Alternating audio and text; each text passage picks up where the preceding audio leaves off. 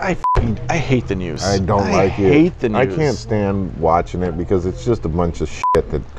It's honestly, it's like watching it on repeat over and over and over and over. It's like, listen, give me the headline, tell me what happened, move on to the next thing. Yeah, exactly. Give me a 15-minute segment and then move on to the next thing. But at least don't try and feed me into the fire with it. Just tell me what it is and walk away. Oh yeah. You know what I mean? You know what we need to get? We need to get the sign language person next to us.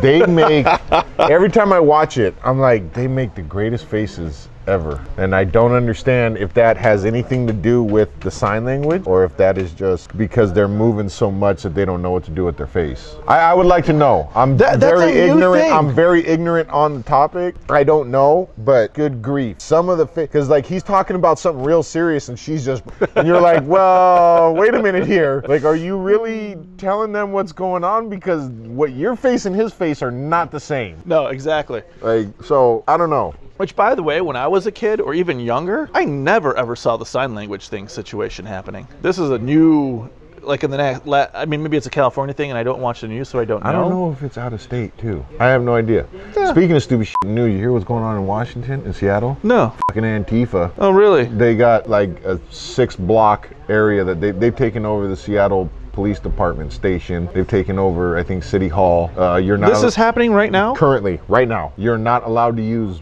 money in this area. No money is allowed. There's people walking around with guns and shit right now. So wait, isn't Antifa the anti-gun? Like, they're anti-fascist, anti-fascism. So they dress up in masks and sticks. They use fascism to, so I've heard a lot of this rumor stuff with this George Soros guy that he funds them. Yeah, I don't even know. All I see is the headlines, right? I'm like, okay.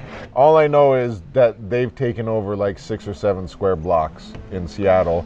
They've taken over, instead of, it says the city of, what did the sign say? Instead of City of Seattle Police Department, says City of People Police Department. They spray painted over the thing. Listen, I'm all about the City of People. I get it, but I guess I have to learn more about what these guys are. YouTube it. They're so stupid shit the news. All right, so Antifa's going strong in Seattle. Yeah, they're going strong. I also found out, which I'm all on board with, Seattle is called a mutual combat state. So what that means is, say you and I stumble outside of the bar and there's a cop out there and I want to fight you and you want to fight me. And I go, you want to fight? And you go, yeah. You want to fight? And I go, yeah. It's like a duel. Yeah, the cop can't fucking break it up. No shit. Gonna referee it pretty much.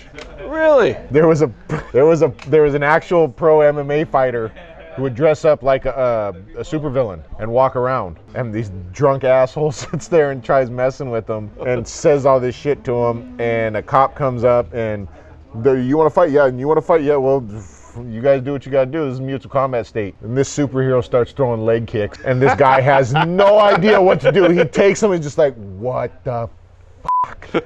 What? Yeah. Hey! Like, wait a minute. You're dressed like an idiot. You shouldn't know how to do that. He starts bouncing around, and you're like, oh, it's not gonna end good. Oh yeah, no, it's glorious. So really, so I can just enter into a fight legally? Legally. With the other person saying yes? Legally. As long as he says yes and you say yes, get it on. That's fucking brilliant. I love it. Look, that's 2 consulting adults there. And when you're good with this, yeah, I'm good with this too. All right, let's get after it. I bet you that this country would be a whole different place if everybody in the country said that. You want to settle your differences? Let's do it. Do it. As long as you guys are both cool with it, then get after it. Men have been solving their problems with beating the shit out of each other for but there's a lot of people who are like, oh, I don't want to do this though because, you know, the cops are around. And then you get a lot of loudmouths who can't fight who are like, I'm going to jump on that bandwagon and start a bunch of shit and be real loud about it. And hopefully someone will come in and stop it. I mean, you notice the guys that don't fight, or the guys, sorry, let me put it this way.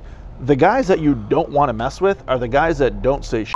Well, yeah, but because you know that guy knows, like, listen, if you put me to this level, I'm gonna let's go. It's just one of those things though where you're hoping that for those who don't know what they're doing, you're hoping that if you get loud enough and get enough people around you, that someone's gonna come stop it before all hell breaks loose. Well, that's the goal. That's what that guy's thinking. Yeah, exactly. You know what I mean? But it's just it's funny because I remember I bounced for almost 6 years, and it ended up like I would just tell people like, look, I don't want to fight. Like, you'll just beat me up. Okay, please just leave me alone. And that would almost enrage them even more than me trying to get into an actual confrontation with them. Like, look, I don't know what I'm doing. Just please, just keep it down. You know what I mean? Oh, well then fuck you. And then it like, okay. And then I'm choking this guy, whatever.